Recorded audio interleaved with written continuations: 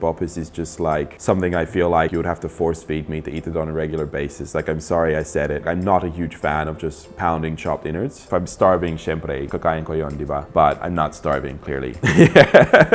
Hi mga kabanos, so it's Sunday here at Maputing Cooking. So it's my time to take a bunch of questions and comments from lahat ng ating mga kabanos, both dito sa Pilipinas at abroad, wherever you might be watching this show from. I have my coffee here as it's early morning. You may be able to hear some screaming in the background from my two boys. But let's get into some of your questions. And remember, you guys can leave a comment or a question on any of the videos that I release on the channel, and it may end up here in my Sunday Q&A vlog with all of you. The first question this week comes from Gladys Cyrene Dagal, who writes, "Hi Chris, fun fact, the lady from the telenovela Marimar, which was a hit in Mexico before it came here, actually uses mayonnaise on her hair, and shared the fact, that secret, on an interview about 20 years ago. I did try Lady's Choice mayonnaise on my hair when I was in high school, and it did make my hair softer. You have to use a lot of shampoo to get rid of the smell though. But you have a point when you said Lady's Choice might be an effective hair conditioner." And this was because some of the mayonnaises contain beta-carotene, which is an additive often found in shampoos as well. So there might actually be some fact to this. I have not put mayonnaise in my hair though. So Gladys, you've got that on me, but I kind of feel like I'm gonna probably stick to regular shampoo or conditioner.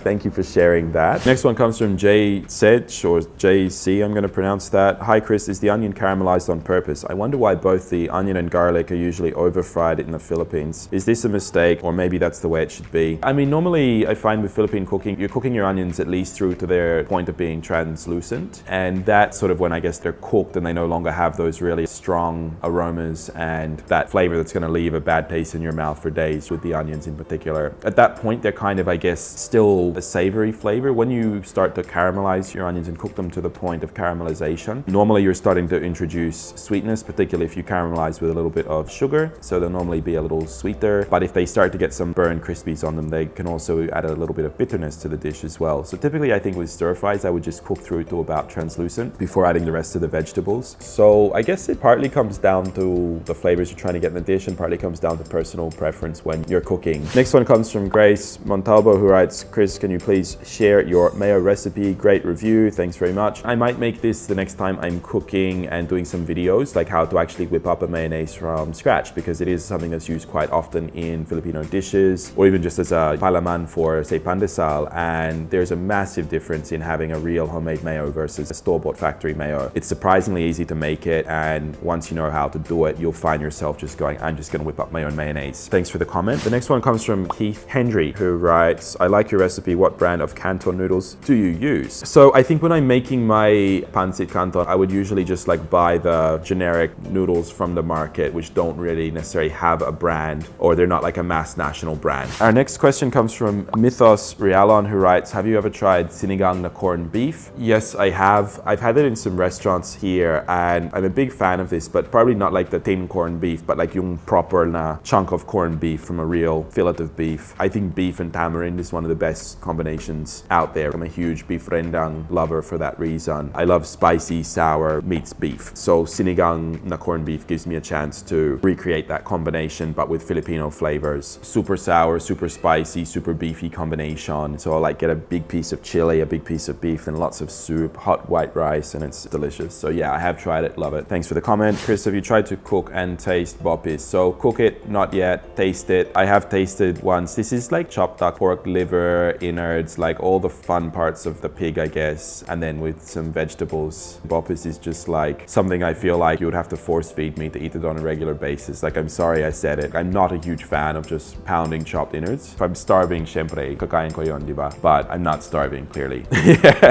But it's important that through this show, I'm showcasing all Filipino food. So we will try to cook Bopis in some of our upcoming episodes. So keep an eye out. Next, we have Rusty Santos saying, "Sir Chris, ask ko lang, bakit ang mga chef always salt and pepper lang ang pampalasa nila? Wala silang naliligay ng mga seasoning? Masama ba sa body ang vetsin and magic sarap?" This is a good question. So I think you do find that most chefs, their preferred basic seasoning for most meats is just straight up salt and pepper. And for me, this is one of those, if it ain't broke, you don't need to fix it things, right? So monosodium glutamate is extracted from, I think, seaweed or something yata, but it's extracted from something natural, but then concentrated, granulated, and then used as a flavor enhancer. And the flavor effectively, it has no flavor flavor on its own. It's sort of like an umami base that enhances the flavor of whatever it's with, if that makes any sense. My view is, yes, I think it's masama sa katawan. The science is mixed on this one, and I think on one side you have real science and real people's experience who say that they feel sweaty or they feel dehydrated after eating MSG. On the other hand, you have big food companies who sponsor studies to say that there's no clinical side effects of eating MSG. What I do know from personal experience eating and from speaking to real people who eat it is that you do feel a reaction to it. So generally speaking, I can taste it immediately if it's in food. I don't enjoy the taste. I know that the food has been artificially modified, and I think once you break the habit of MSG, you don't miss it and you don't want it in your food. It does taste a bit gross to you and like chemicals. And if you know how to cook, you don't need pampalasa like this because you know how to use your natural ingredients to make food taste great. So next one comes from Sige Tomu, who writes, I didn't notice it until today, but are you wearing a barong in your profile photo? The barong fits you perfectly. You may look differently, but you're truly a Filipino by heart. Thank you for loving our culture. So yes, that is a barong. Got it from Barong Warehouse. They gave me a few barong to wear in my show. So if you need a barong yourself, it's a good place to go. I had it tailor-made. Fits me really well. Do I wear barong a lot? When making this show, I do like my sort of just wearing a camisa and an apron. I think that's like a nice combination. Do I wear polo barong a lot ordinarily at work? Not really. I wear it like when I do some hostings or being an MC or something like that where they're looking for that Filipiniana look. I guess it's a sign of respect for the local culture by wearing the local fashion. So for me, it's like more, how can I just wear this when a Filipino would wear this? But I don't try to overdo it and just like every day Chris Urbano wakes up and put on a barong. Okay, the next one comes from Zech Morales, who says, I think carrots take longer to cook than potatoes, or at least that's what I've heard. So generally, cooking time wise, they're not dissimilar, I would say. And I guess it depends on how soft you're cooking them too. Like I find when you cook carrots, for example, you might only cook them for like 5 or 10 minutes to get them to the point where they're like soft but still have a bit of bite if you're boiling them. Whereas potatoes, you're often cooking to a point that they're mashable. So they do have a longer cooking time. Obviously, both are root crops. Depends a little bit on the size and how big the pieces are. So like a whole potato will take a lot longer to cook than if it's chopped into small pieces. Whereas a carrot might cook faster if it's chopped in slices or julienne or something like that. Generally, I cook my potatoes longer because I want them to be quite soft. Whereas carrots, I like to still have some crunch to them. And our last one today comes from Christine Alvaro, who writes, Chris Urbano, you are the best Filipino cooking. Perfect. So I think you're saying Filipino cooking strong. Hashtag. Thank you for the comment. We're doing our best to showcase Filipino food on a global stage, not only to teach kababayans around the world how to cook Filipino food the traditional from scratch way, but also educating the whole world about Filipino food. So whether you're Filipino or non-Filipino looking to learn more about Filipino food and food culture, this is the channel for you. And on that note, if you haven't already subscribed, please do click that little notification bell so that you don't ever miss an episode of Food and Fun from the Philippines with me. And of course, check out the Facebook page for more content and giveaways and prizes that you can win and to be part of the conversation about Filipino food and it coming of age on the global food stage, because it's a really exciting cuisine that more and more people are starting to get involved with around the world. So thanks guys for watching. We'll see you all next time. Leave a comment anytime if you want to be featured on the show or a question, and look forward to hearing from you. I'll see you next week. I'm Chris Urbano. Bye now.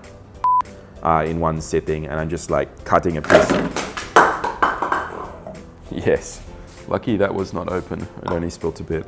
It was partly closed.